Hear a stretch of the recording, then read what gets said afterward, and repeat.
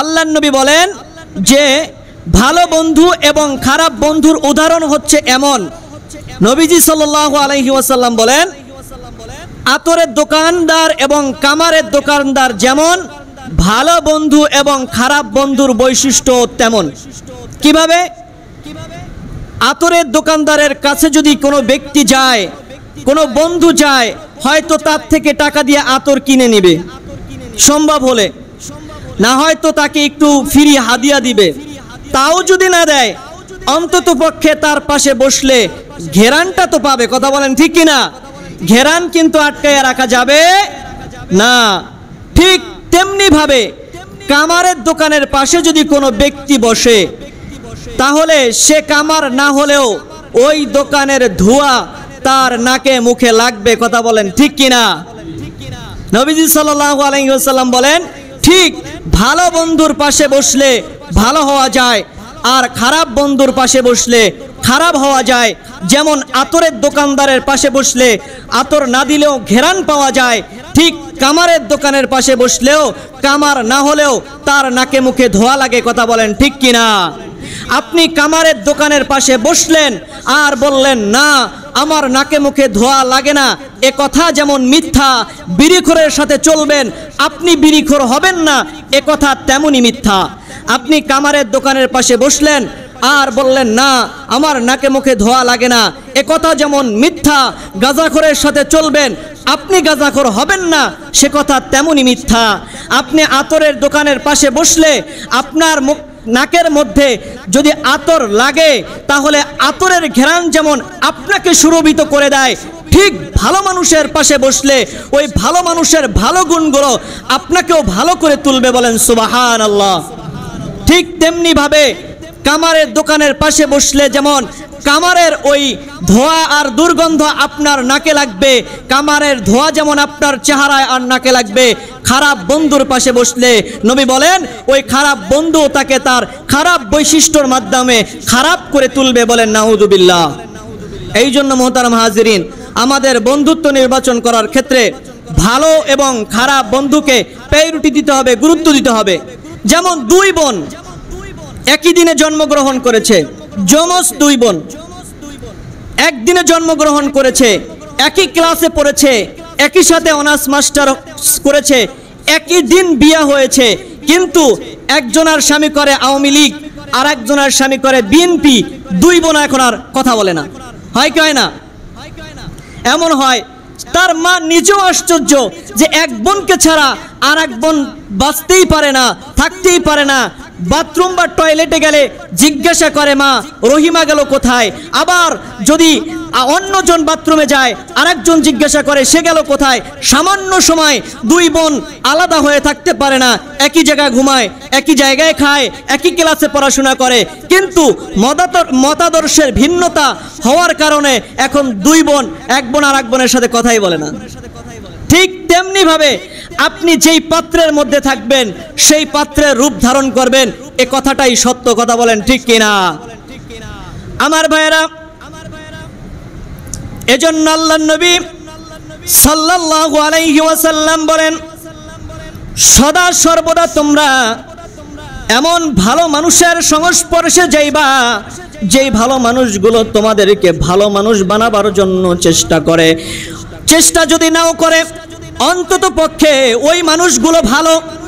যদি তোমাকে ভালো বানাবার চেষ্টা তার মধ্যে না থাকে, এতটুকুন তো তার মধ্যে থাকবে যে ওই মানুষটার কাছ থেকে তুমি ভালো ভালো গুণগুলো দেখে দেখে শিখতে পারবা, এটা থাকবে। আর তোমার বন্ধু ইয়াবা খায়, তোমার বন্ধু ওই যে কি বলে গাঁজা খায়, মদ খায়, তার সাথে তুমি চললা, তাকে বন্ধুত্ব করলা আর বললা হুজুর এসব আমি এর সাথে জড়িত না, ওরা করে। তুমি জড়িত না হয়তো প্রথমে, কিন্তু চলতে চলতে চলতে চলতে এক পর্যায়ে তুমিও এর সাথে জড়িত হয়ে যাইবা। একজন বিড়িখোর শুরুতেই বিড়ি খাওয়া শিখে না, একজন গাঁজাখোর শুরুতেই গাঁজা খাওয়া শিখে না। আস্তে আস্তে এদের উন্নতি হয়। একজন বিড়িখোর কিভাবে বিড়ি খাওয়া শিখে জানেন নাকি? সে প্রথমেই দোকানে গিয়ে লজ্জায় বিড়ি কিনতে চায় না, সে দেখে কোথায় মানুষ বিড়ি খেয়ে কিছু অংশ ফেলে রেখেছে, এগুলো নিয়ে বিভিন্ন জায়গায় লুকাইয়া এগুলো ধরাই আস্তে আস্তে করে এগুলোর থেকে খাওয়া শিখে। আস্তে আস্তে শিখতে শিখতে এবার যখন বন্ধুদের সাথে চলে, বন্ধুরা কয়, বন্ধু বিড়ি তো তুইও মাঝে মধ্যে খাস, নে এক টান খা। ভালো জিনিস ভাগ করে দেয় না খাইতে, কিন্তু বিড়ি এক টান খাইতে দেয়। এখান থেকে বিড়ি খাওয়া শিখে আস্তে আস্তে এই বিড়ি খাওয়া শিখতে শিখতে যখন সে এস্টাবলিশড বিড়িখোর হয়ে যায়, এরপরে দেখে না না বিড়িতে আর পিনিক পাওয়া যায় না, যুগের ভাষা বললাম আর কি, বিড়িতে আর নেশা পাওয়া যায় না। এইবার সে চলে যায়, এর থেকে একটু আপডেট হয়। এর থেকে আপডেট কি আছে বন্ধু বলতো দেখি? কয় এর থেকে আপডেট হয়েছে গাঞ্জা। গাঞ্জা খাওয়া শুরু করে দেয়। এইবার একদিনেই গাঞ্জা খাওয়া শিখে না, আস্তে আস্তে করে অল্প অল্প বন্ধুর থেকে একটু নিয়ে খায়। এমন করতে করতে সে নিজেও গাঞ্জাখোর হয়ে যায়। এক পর্যায়ে যখন এটাতেও সে আর নেশা পায় না, এর থেকে বড় যেটা আছে ইয়াবা কন, ডাইল কন, এরপরে মদ কন, ফেন্সিডিল কন, যা কিছু আছে এগুলো আস্তে আস্তে এমনভাবে শিখে মাদকাসক্ত হয়। এরপরে মাকে আর মা বলে স্বীকার করতে চায় না। মাদকাসক্ত ব্যক্তি, যে নেশাগ্রস্ত ব্যক্তি, কোনটা মা কোনটা বোন কোনটা স্ত্রী এটা কিন্তু সে বুঝতে পারে না, যার তার সাথে যেমন তেমন আচরণ করে। এজন্যই তো দেখা যায় মাদকাসক্ত হওয়ার পরে মাকে হত্যা করেছে, মাদকাসক্ত হওয়ার পরে বাবাকে হত্যা করেছে, এমনটা ঘটে কি না? এই নেশার কারণে, এই নেশার কারণে, অসৎ বন্ধুর সাথে সম্পর্ক থাকার কারণে তাকে বিড়িখোরের থেকে শুরু করে ইয়াবাখোরের থেকে শুরু করে তাকে মদখোর বানাইয়া, মাদকাসক্ত বানাইয়া তাকে একদম তার জীবনটাকে পদস্খলন করে ছেড়ে দিয়েছে। কথা বলেন ঠিক কিনা? এই জন্য মোহতারাম হাজরিন, ভালো বন্ধুর সাথে যাইতে হবে, খারাপ বন্ধুর সাথে চলা যাবে না। আমার ভাইয়েরা, ভালো বন্ধুর সাথে চললে ব্যক্তিটা ভালো হতে পারে। এর উদাহরণ আমি আপনাদেরকে গত জুমায় দিয়েছি। এবার আসুন, খারাপ মানুষের সাথে চললে মানুষ কেমনে খারাপ হয়। মক্কার মধ্যে বড় একজন কাফের ছিল, নাম তার উকবা ইবনে আবি মুঈত। এই উকবা ইবনে আবি মুঈতের ভালো একটা গুণ ছিল, সে বড় একজন ব্যবসায়ী ছিল। ভালো গুণ হচ্ছে এই যে সে যখন ব্যবসায় ভালো লাভবান হইতো তখন মক্কায় ফিরে এসে মক্কার মানুষজনকে দাওয়াত দিয়ে, ভালো ভালো মানুষকে দাওয়াত দিয়ে খাবার খাওয়াইতো। এটা ছিল উকবা ইবনে আবি মুঈতের ভালো একটা গুণ। ঠিক তার ধারাবাহিকতায় এক ব্যবসায় সে খুব লাভবান হয়েছে। লাভবান হওয়ার পরে তার বাড়িতে সে খাবারের আয়োজন করবে। জিজ্ঞাসা করলো কাকে দাওয়াত দেওয়া যায়? সবাই বলে সবাইকে দাওয়াত দাও, তবে মক্কার মধ্যে আব্দুল্লাহর ছেলে মুহাম্মদ সাল্লাল্লাহু আলাইহি ওয়াসাল্লামের থেকে আর কোনো ভালো মানুষ নাই। সুতরাং ভালো মানুষ যদি খুঁজো তাহলে মুহাম্মদকে বাদ দিয়ে খুঁজলে হবে না। এবার তিনি বললেন ঠিক আছে, আমি মুহাম্মদকে দাওয়াত দিব। আল্লাহ নবী সাল্লাল্লাহু আলাইহি ওয়াসাল্লামকে দাওয়াত দিলেন। নবীজি সাল্লাল্লাহু আলাইহি সাল্লাম দাওয়াতও গ্রহণ করলেন। যখন খাবারের টেবিলে আল্লাহ নবী উকবা ইবনে আবি মুঈতের বাড়িতে গেলেন, খাবারের টেবিলে যখন আল্লাহ নবী সাল্লাল্লাহু আলাইহি ওয়াসাল্লাম বসলেন, আল্লাহ নবী সাল্লাল্লাহু আলাইহি ওয়াসাল্লাম তো পয়গম্বর। নবী চিন্তা করলেন উকবার বাড়িতে দাওয়াত খাওয়ার জন্য এসেছি, উকবা তো কাফের, উকবা মূর্তি পূজারী, আজকে উকবা ইবনে আবি মুঈতকে দাওয়াত দিব, হয়তো আজকের দাওয়াতে সে কালিমা গ্রহণ করবে। আল্লাহ নবী সাল্লাল্লাহু আলাইহি ওয়াসাল্লাম ডাক দিয়া বললেন উকবা ইবনে আবি মুঈত, আমি তোমার বাড়িতে খানা খাবো না, চলে যাব। কারণ কি? তুমি মূর্তি পূজারী আর আমি হচ্ছি এক আল্লাহর দাসত্ব করি। সুতরাং তোমার সাথে আমার সাথে কুফুরের সম্পর্ক, তুমি কাফের আমি মুমিন, সুতরাং তোমার বাড়ি আমি নবী হয়ে খাবার খেতে পারি না যদি তুমি ইসলাম গ্রহণ না করো। উকবা ইবনে আবি মুঈত চিন্তা করলেন, হায় রে, আব্দুল্লাহর ছেলে মুহাম্মদ যদি আজকে আমার বাড়ি থেকে খাবার না খায়া উঠা যায় তাহলে তো আমার বদনাম হয়ে যাবে, কি করা যায়? ডাক দিয়ে বললেন মুহাম্মদ, চিন্তার কোনো কারণ নাই, কালিমা পড়ার কথা বলছেন তো? বলে হ্যাঁ, তোমাকে কালিমা পড়ে মুসলমান হইতে হবে। এইবার উকবা ইবনে আবি মুঈত বললেন ঠিক আছে মুহাম্মদ, আপনি আমাকে কালিমা পড়ায়া দেন। এবার আল্লাহ নবী সাল্লাল্লাহু আলাইহি ওয়াসাল্লাম উকবাকে কালিমা পড়ায়া দিলেন, লা ইলাহা ইল্লাল্লাহু মুহাম্মাদুর রাসূলুল্লাহ। আমার ভাইরা, উকবা ইবনে আবি মুঈত কালিমা পড়ে মুসলমান হয়ে গেছে। আল্লাহর নবী ঘোষণা দিলেন, উকবারে কিয়ামতের কঠিন ময়দানে তুমি জান্নাতে ঢুইকা যাইবা, আমি রাসূলের সাথে তুমি জান্নাতে যাইবা। কারণ মক্কার বড় লিডার উকবা ইবনে আবি মুঈত কালিমা পড়ে মুসলমান হইছে। এটা ইসলামের জন্য বড় জয়ের একটা ভাব, ইসলামের জন্য উপকার হয়েছে। উকবা ইবনে আবি মুঈত মুসলমান হয়ে গেছে।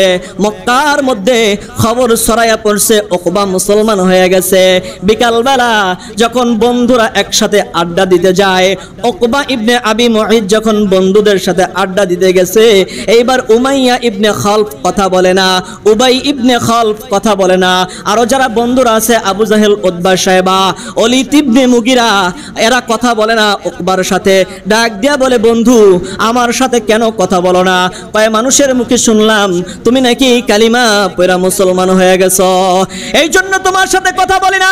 ও উকবা, আমরা একসাথেই মদ খাই, একসাথেই আড্ডা দেই, একসাথেই যদি আমরা নেশা করি, অর্ধেকটা নেশা আমরা করি, বাকিটা তোমাকে দেই।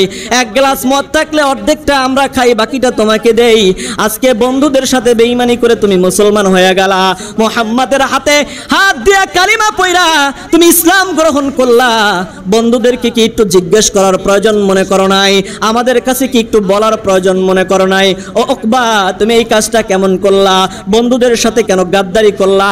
উকবা ইবনে আবি মুঈত ডাক দিয়া বলে, এ বন্ধু শোন, আমি কালিমা পড়ছি, মুসলমান হইছি ঠিক আছে, কিন্তু আমি আসলে মুহাম্মাদের কাছে কালিমা পড়া যে মুসলমান হইছি, এটা আসল কালিমা পড়ি নাই, আমি নকল কালিমা পড়ছি। আবু জাহেল কয়, বুঝলাম না। বলে, আবু বকর যেই কালিমা পড়ছে আমি সেই কালিমা পড়ি নাই, ওমর যেই কালিমা পড়ছে আমি সেই কালিমা পড়ি নাই, ওসমান যেই কালিমা পড়ছে আমি সেই কালিমা পড়ি নাই, আলী যেই কালিমা পড়ছে আমি সেই কালিমা পড়ি নাই। আবু জাহেল ডাক দিয়ে কয়, কি বলো? বলে, হ্যাঁ।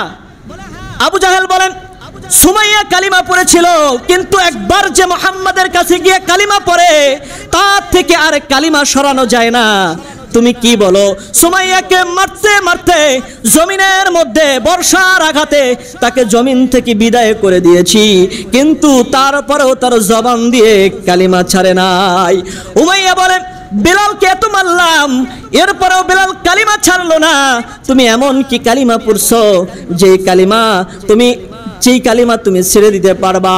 একবার উকবা ইবনে আবি মুঈত বলে, দোস্ত আমি রাজনীতির কালিমা পড়ছি, আমি আসলে দিলের কালিমা পড়ি নাই। আবু জাহেল কয়, রাজনীতির কালিমা আবার কেমন? আবার উকবা বলে, আবু জাহেল শুনো, আমার বাড়িতে এতগুলো মেহমান, এর মধ্যে আব্দুল্লাহর ছেলে মুহাম্মদও আমার বাড়ির দাওয়াতি মেহমান। এইবার মুহাম্মদ কয়, আমার বাড়িতে খানা খাবে না যদি আমি কালিমা পড়া মুসলমান না হই।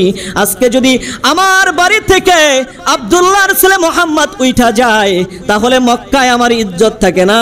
এই জন্য আমি পলিটিক্সের কালিমা পড়ছি, এটা আসলে অন্তরের কালিমা নয়, অন্তর দিয়া আমি মুসলমান হই নাই। এবার আবু জাহেল কয়, ওলীদ ইবনে মুগিরা, এরপরে উবাই ইবনে খালফ, উমাইয়া ইবনে খালফ, দুইজনের কথাই হাদিসে আসছে, কারণ এরা দুইজন আপন ভাই। উবাই ইবনে খালফ, উমাইয়া ইবনে খালফ ডাক দেয়া কয়, আমরা বিশ্বাস করি না, কারণ মুহাম্মাদের কাছে যারা যায়, কালিমা পড়ে যারা মুসলমান হয়, তাদের ভিতরে কালিমা এমন ভাবে ঢুকে যায়, জীবন চলে যায়, কালিমা ছাড়ে না। সুতরাং আমরা তোমার মুখের কথায় বিশ্বাস করি না, কারণ তুমি যেই পোল্টি মারছো, আবার কয়দিন পরে যে আমাদের থেকেও পোল্টি মারবা না, এটার কোনো বিশ্বাস নাই, বিশ্বাস করি না। কি করলে বিশ্বাস করবা?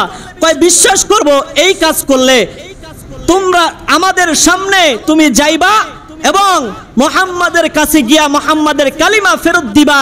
শুধু ফেরত দিলেই হবে না, মুহাম্মাদের চেহারার মধ্যে থুতু মাইরা দিবা। বলেন নাউযুবিল্লাহ। দুষ্ট বন্ধু কিভাবে দুষ্ট বন্ধু মানুষকে বেঈমান বানায় দেয়, দুষ্ট অসৎ সঙ্গ কিভাবে মানুষকে সর্বনাশ করে দেয়।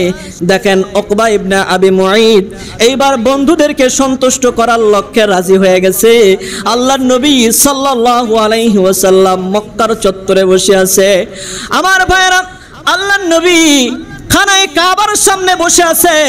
নবী তাকায় দেখে উকবা ইবনে আবি মুঈত আসতেছে, সাথে তার বন্ধুরাও রয়েছে। আল্লাহর নবী চিন্তা করলেন, কালকে উকবা একা কালিমা পড়ছে, আজকে মনে হয় বন্ধুদেরকে নিয়ে কালিমা পড়বে, এই জন্য মনে হয় আসতেছে। নবীর মনটা বড় খুশি, নবীর মনটা বড় আনন্দিত হয়ে গেল। আল্লাহর নবীর সামনে হাঁটি হাঁটি পা পা করে যখন উকবা এসে দাঁড়ায় গেছে, দাঁড়ায় বলে, ওগো মুহাম্মদ, কালকে যেই কালিমা পড়েছিলাম এই কালিমা তোমাকে ফেরত দেওয়ার জন্য এসেছি। আল্লাহর নবীর চেহারাটা কালো হয়ে যায়, ডাক দিয়া বলে, মুহাম্মদ, তোমার কালিমা ফেরত দিয়ে দিলাম। শুধু এই কথাই বলে নাই, সাথে সাথে বন্ধুদেরকে খুশি করার জন্য উকবা তার নিজের মুখের থুথু নবীর চেহারার দিকে মাইরা দিছে। বলেন নাউযুবিল্লাহ। আমার ভাইরা, একটা বর্ণনা পাওয়া যায়, ওই বর্ণনার মধ্যে আসছে থুথু মারছে ঠিক, কিন্তু ওই থুথু নবীর মুখে লাগে নাই, ওই থুথু উল্টা ঘুইরা উকবা ইবনে আবি মুঈতের চেহারার মধ্যে লেগে গেছে, আর চেহারা ঝলসে গেছে। মরণ পর্যন্ত তার চেহারা এমন বিকৃত অবস্থায় ছিল।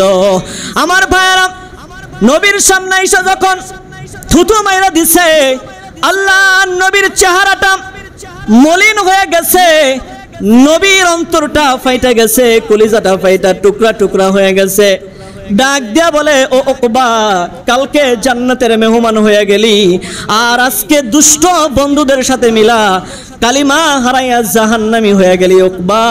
নবী কষ্টে চোখের পানি ছেড়ে দিয়া কান্না করে আল্লাহ রাব্বুল আলামিন হযরতে জিবরাইল আমিনকে পাঠাইয়া দিলেন, ও পয়গম্বর, আপনি কিন্তু কান্না করবেন না। আল্লাহর নবীর কাছে আল্লাহ রাব্বুল আলামিন জিবরাইলকে পাঠাইয়া দিলেন, আর বললেন, ও নবী, এই উকবা আপনার চেহারায় থুতু নিক্ষেপ করে আপনার কোনো ক্ষতি করে নাই। পয়গম্বর, উকবা নিজের ক্ষতি নিজেই করেছে। হযরতে জিবরাইল আমিন আয়েশা আল্লাহর নবীকে আয়াত শোনায়া দেয়।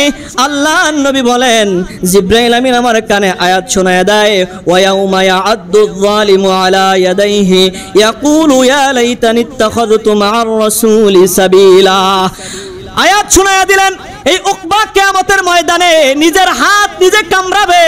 আল্লাহ বলেন, নবী গো, নিজের হাত নিজে কামড়াবে, নিজের হাতের গোশতগুলো কামড়ায়া খাবে, আর বলবে, মুহাম্মদকে কেন বন্ধু বানাইলাম না, কেন উমাইয়া ইবনে খালফকে বন্ধু বানাইলাম, কেন উবাই ইবনে খালফকে বন্ধু বানাইলাম, কেন কেন এমন খারাপ মানুষকে বন্ধু বানাইলাম, মুহাম্মদকে কেন বন্ধু বানাইলাম না। নিজের হাতগুলো নিজের হস্তদ্বয় নিজে কামড়াইতে থাকবে, কিয়ামতের ময়দানে বলতে থাকবে, আর বলবে, ইয়া ওয়াইলাতা লাইতানি লাম ইয়াত্তাখিয ফুলানান খলিলা। হায় হায়, এমন মানুষকে কেন বন্ধু বানাইলাম যে আমার আখিরাত বলাইয়া দিল। অমুককে কেন বন্ধু বানাইলাম, উবাই ইবনে খালফকে কেন বন্ধু বানাইলাম, উমাইয়া ইবনে খালফকে কেন বন্ধু বানাইলাম, আবু জাহিল্লারে কেন বন্ধু বানাইলাম, মুহাম্মদকে কেন বন্ধু বানাইলাম না। আজকে যদি মুহাম্মদকে বন্ধু বানাইতাম, তাহলে মুহাম্মাদের সাথে জান্নাতে ঢুকতে পারতাম। এই বেঈমান কিয়ামতের ময়দানে আফসোস করবে। যদিও এই আয়াত নাজিল হয়েছে উকবা ইবনে খালফের শানে, কিন্তু এই আয়াতের হুকুম কিয়ামত পর্যন্ত থাকবে। দুষ্ট মানুষকে যারা বন্ধু বানাইবে, কিয়ামতের ময়দানে তারা হাত কামড়াবে, আর বলবে, হায় আফসোস, অমুক গাঁজাখোরকে কেন বন্ধু বানাইছিলাম, অমুক মদখোরকে কেন বন্ধু বানাইছিলাম, ইয়াবাখোরকে কেন বন্ধু বানাইছিলাম, সুদখোরের সাথে কেন চলাফেরা করতাম, বিড়িখোরের সাথে কেন চলাফেরা করতাম। আফসোস করবে, আর নিজের হস্তদ্বয় নিজে কামড়াইবে, কিন্তু তখন আফসোস করলে আর কোনো লাভ হবে না। এই জন্য বন্ধুরা আমার, হায়াতে জিন্দেগিতে বন্ধু নির্বাচন করার জন্য যথেষ্ট সতর্কতা অবলম্বন করতে হবে।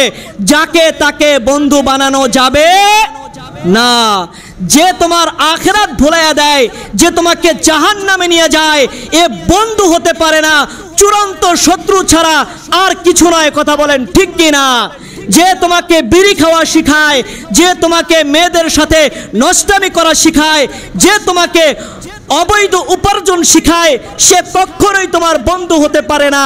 সে তোমার দুশমন, তোমার জানের দুশমন, এমনকি তোমার পরকালেও সে তোমাকে দুশমনি করে জাহান্নামে নিতে চায়। কথা বলেন ঠিক কিনা?